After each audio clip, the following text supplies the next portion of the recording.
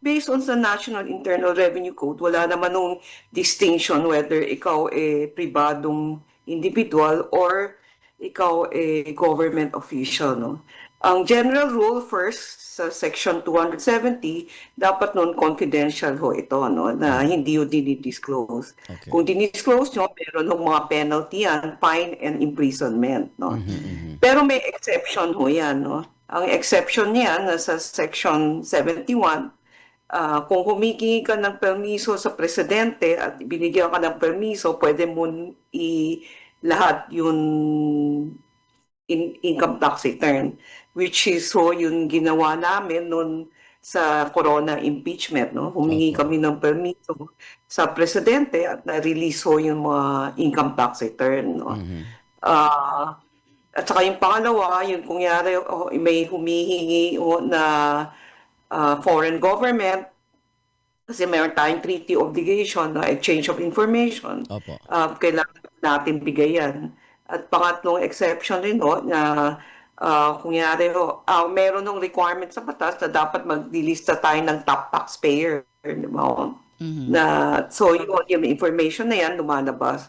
At meron pa rin nung isang exception sa Section 6 na pag hiningi ho ng Kongreso in aid of legislation, pwedeng hong ibigay sa committee pero kailangan na sa executive session. Yun yung pinagdebatehan ng hearing. So hindi enough, ma'am, yung sabihin na impeachment proceeding kasi ito? Kapag sinabi niya ang impeachment proceeding, hindi yun pwede kasi hindi yun in aid of legislation. Okay. Kasi iba ho yun purpose. Pero alam nyo, para sa akin lang ho, napaka-simple ho para kung talagang gustong makita yung ITR, gagawin lang ho ninyo ng BIR, humingi ng permiso sa Presidente ng Pilipinas. At kung binigyan ng permiso ng Presidente, pwede na ho nilang ibigay. Ganun lang kabilis, oo. Kung talagang Pero may nakita ho kayong parang pagkakamali on the part din po ng kasalukuyang BIR Commissioner dahil sa pag-iwan nung pong box na may lamang BIR records sa Kongreso po. Sabi nyo parang hindi dapat iniwan yun.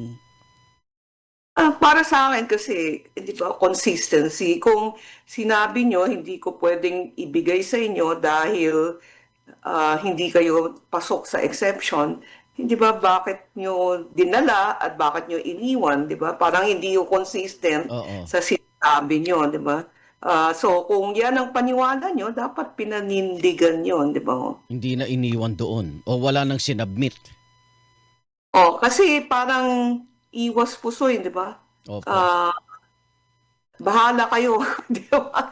Pero dun sa nabanggit niyo po, Commissioner, yung kailangan utusan ng Pangulo, lalong mapupolitika pag nakialam dito si Pangulong Bongbong Marcos. Pero yun yung natitirang option. Hindi, pero di ba ho, ang impeachment procedure, kaya nga, ibig ko lang sabihin, yun one way na ma-address lahat ng issue. Kung talagang kailangan pa ho tignan yung ITR. Kasi kung may kaso naman sila na hindi na ho kailangan yung ITR, bakit pa ho kailangan buksan? Pero sa proseso ho ba, yung discrepancy, pwede ho bang yung dineklara mong SALN, tapos hindi mag-match sa bank records ng AMLAC? Pwede ho ba yun na hindi ka talaga nagdeklara ng tama sa SALN mo, mapaparusahan ka? Kaya nga may kriminal, di ba?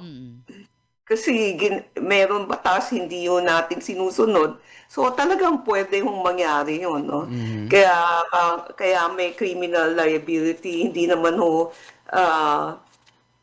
sa tingin ko marami naman hong kumukomit ng ganong pagkakamali, no? So ang problema lang is sa dami ng government official, 1.2 million yan, na monitor ba ho yan ng tama at mabuti. So, ma'am, ito hong pagbubukas nitong box ng tax records po ng Vice at ng kanyang asawa can make or break her no, dito po sa kaso na ito sa impeachment, ika nga, kasi parang pwede hong malaman kung sinasabi niya totoo yung mga nadeklara niya at pwede ring malaman kung talaga may discrepancy. Actually, hindi, sa tingin ko, as of now, hindi na naman kailangan yung ITR, no? Para malaman kung yun may discrepancy yung SALN. Kasi, di ba, nag-report doon na sa AMLA. kunyari, sa AMLA, o sa, kung yung mga bangko nag-report na kung magkano yung deposito niya, no? Pwede nyo nang i-check kung yung sinabi ng mga bangko, sinabi ng mga AMLA, nagmamacho dun sa sinabi ko nung SALN nila, no? So, pero may weight pa rin ba kung sakasakaling buksan itong ITR box na ito or tax records? Madadagdag lang. May weight it pa ba just- yan sa sa kaso, sa legal na proseso? It just increase the probability, it just parang diniin mo lalo, no? Pero Okay. hindi, kung na-prove mo na through other things, hindi mo naman kailangan na yung ITR, no? Kung hindi mo lang siya ma-prove, kasi bakit mo kailangan ng ITR, no? Okay. Gusto mo lang malaman, kunyari, the other way of proving it, kasi wala kang proof na mali yung asset na nire-report niya sa SALN, gusto mong sabihin na, ito yung income niya, no, na dapat ganito lang yung asset niya, bakit ganito kalaki yung asset niya? More for emphasis and more kunyari, for that. habang nag-iimbestiga ka, pwede ka nang mag-tax evasion case, no? Madagdag pa. But that's another case, hindi ho yan impeachment. Okay. Yun, malinaw pala eh. Oo. Madali lang kung gustong talaga mabuksan pala ito. But on the 29th, before the 29th, kailangan may permiso na sila kung talagang Manggagaling kay manggagaling Pangulong kay Pangulong Bongbong Marcos. Hindi sila yung pwedeng mag-decide lang, ibig ko sabihin doon po sa 29 on the floor. Ganun po yun, di ba? Para mas malinis or mas maliwanag, no, walang argument, ang pinakamadali is kumuha ng permiso sa presidente ng Pilipinas. Tama. No, kasi yung pinaka maliwanag at pinaka clear-cut na exemption sa Section 71. Okay.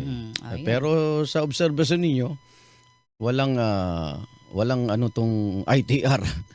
Kahit hindi mabuksan, Pasok na sa nakitaan banga, na nila parang ng ganon. ikangay kasong laban kay VP Sara Duterte.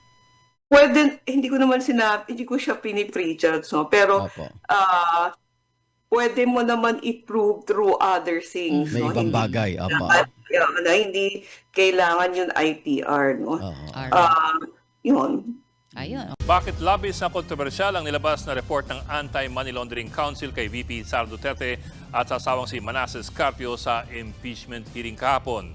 Dahil mula 2005 hanggang 2026 o sa loob po ng 2 dekada, nakakahilo ang dumaan na pera sa mga bank accounts ng mag-asawa. Ang perang lumabas-pasok sa kanilang bank accounts nasa 6.7 billion pesos. Pero gaya po ng lahat ng bagay, importante ang konteksto.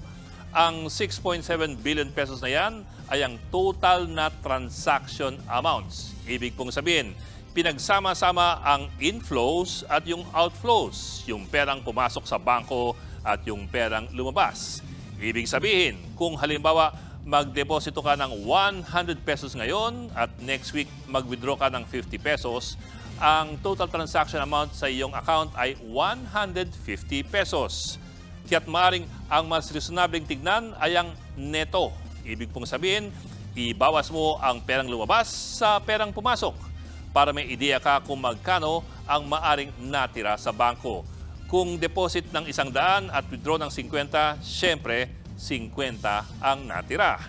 Kung i-apply mo po yan sa pinagsama account si VP Sara at ng kanyang asawa, ang pumasok na pera ay 4.4 billion ayon po sa AMLAC report. At ang perang lumabas ay 1.5 billion.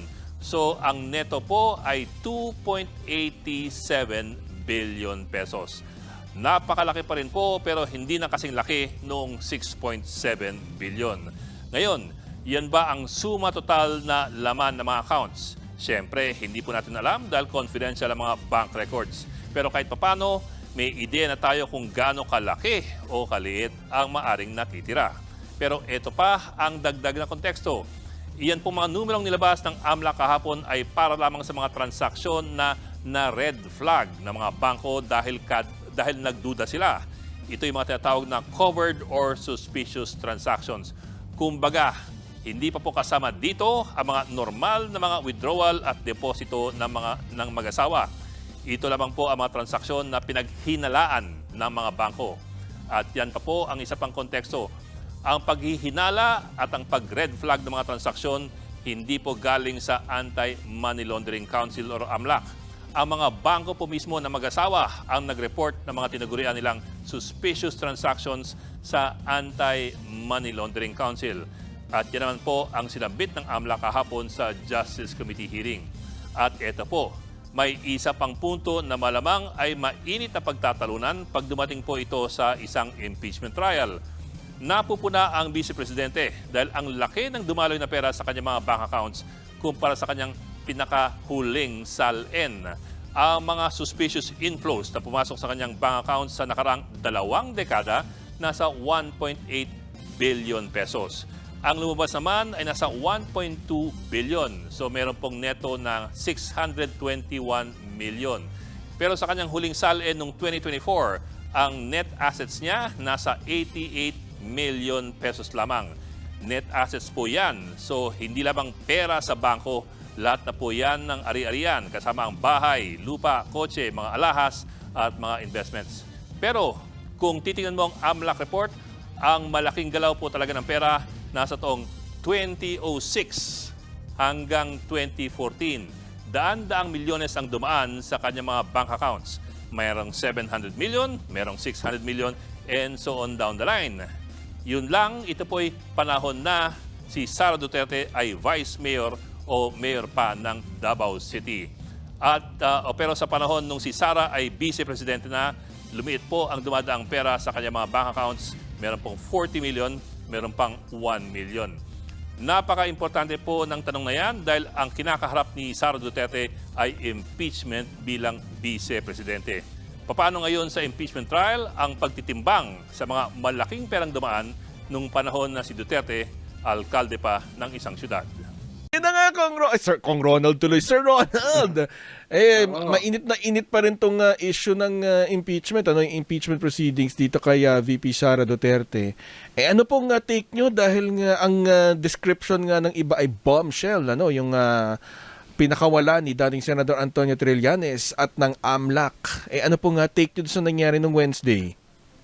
Well, una, hindi naman siya bago. Kung maalala nyo, ilang taon na yan sinasabi ni former Senator Trillanes at saka ni former Deputy Ombudsman Carandang. Sayang nga, wala dyan si Deputy Ombudsman Carandang.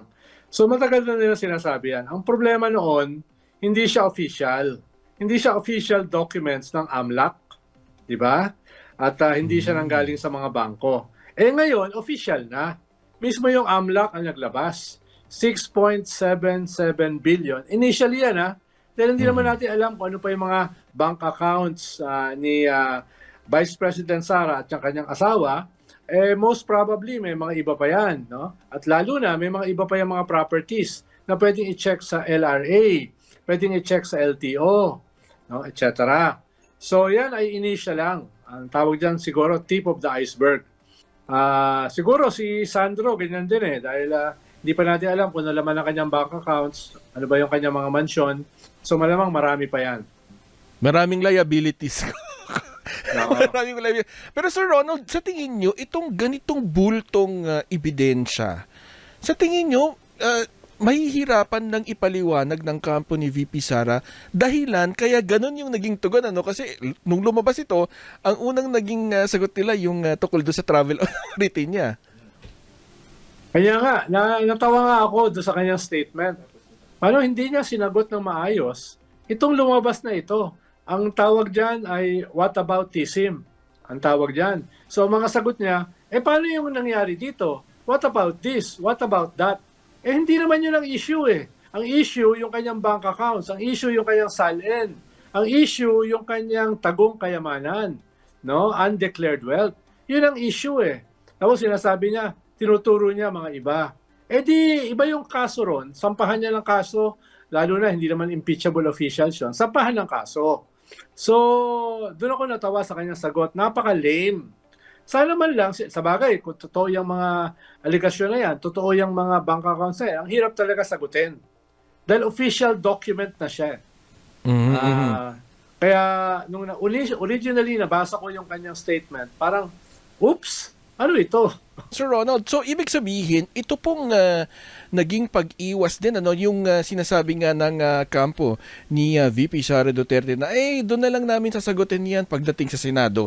Ito rin po ba ay dahil para magkaroon sila ng panahon para mapag-isipan talaga kung paano dedepensahan itong mga lumalabas na ebidensya ngayon pa lang? Possibly, dahil halimbawa, yung unang hearing ng Justice Committee a week ago, medyo nahirapan din sila kay Madriaga. Dahil absolutely dinenay ni Vice President Sara na na-meet niya ito or kilala niya. In spite dun sa mga iba-ibang mga sinabi ni Madriaga na yan ay pag-uusapan at lalabas sa Senado, yung pinaka-glaring ay yung sinabi absolutely ni Vice President Sara na hindi siya kilala at hindi siya na-meet. Maraming resibo Maraming mga pictures, videos na pinakita na hindi totoo yun. So doon, medyo nahirapan sila. Tapos, sumabog pa itong hearing tungkol sa kanyang bank accounts. Lalo na siyang nabaon sa Kumunoy. Kaya hindi ko alam kung ano kanyang isasagot. No? Dito, dahil official documents na ito Official documents na ito. Kahit sabihin niya pa ulit-ulit na wala siyang tagong yaman, ito linaw-linaw ang linaw-linaw nitong kanyang undeclared wealth. Oo. At kung magiging totoo yung sinabi ni Senator Trillanes, galing ito sa anomalous sources. Drug lords, pogo lords, yun ay doubly scandalous. No? Kung yan ay mapapatunayan. No? Dahil, halimbawa, si Michael Yang, yung isa sa nagbibigay, fugitive na yan. Nakalabas na yan ng bansa dahil sa isang drug case. No? At ito yung nagbibigay sa kanya monthly. So, itong mga lumabas na ito ay talagang medyo hindi ganun kadaling ipaliwanag. Oo, no? Pero hindi na bago sa kanya ito 10 years na nga yung 10 years na nga itong ipinaglalaban ni Senator Trillanes Kumbaga, hindi na to bago sa pandinig ng mga Duterte. Pero ang nakapagtataka ayaw pa rin niya sagutin. Kung tutuusin, dapat preparado na sila di ba? Kung 10 taon na itong ipinagsisigawan ni Senator Trillanes Yes. Kong Ronald. Inuulit ko, ang problema kasi, kung official documents na yan, kahit anong preparasyon mo, paano mo sasagutin? Ang sagot lang nila, mas marami yung mga ninakaw, daan-daang bilyon. Di ba yung nasagot nila? Ang tawag doon, Oo. whataboutism. Bakit yung iba? No, mali-maleta. Ba't hindi kinakasuhan? Mukhang kakasuhan naman. Sabi di ba, sabi pa nga yan, ang magnanakaw daw, hindi daw nagtatago ng pera sa bangko. Wala siyang cash on hand tsaka on bank noong 2019. 2020. Kaya pala hindi nagtatago sa bangko. Iba pang usapin yung mga wala sa bangko. Yan pa lang Oo. yun nasa bangko. No? Ayun na nga. So sa puntong ito, Sir Ronald, ang sinasabing ng ibang mga eksperto, meron ng probable cause. May isang araw pa. Ito'y tungkol naman, isang hearing pa, tungkol naman doon sa threat. Mas lalo siyang hindi makakalusot dito. Ayun nga, Sir Ronald. Very public yun. Oo. Buong mundo narinig yun. Mga kaibigan ko nga journalist noon around the world, tinatanong ako, ano nangyayari sa bansa nyo? Yung Vice President, tinetreaten, ipa-assassinate yung presidente at saka kanyang asawa publicly. So buong mundo nakapanood noon. Mahirap itago yon, no? Ang tanong ngayon dito, dahil halos sigurado na ito ay na-establish na yung probable cause at halos sigurado na yan ay maaprubahan o siya ay may impeach sa plenary ng Kongreso. Mas ang hamon ngayon ay anong gagawin ng mga senador? No? Dahil mas malaki yung requirement sa Senado, 2/3. No? 17.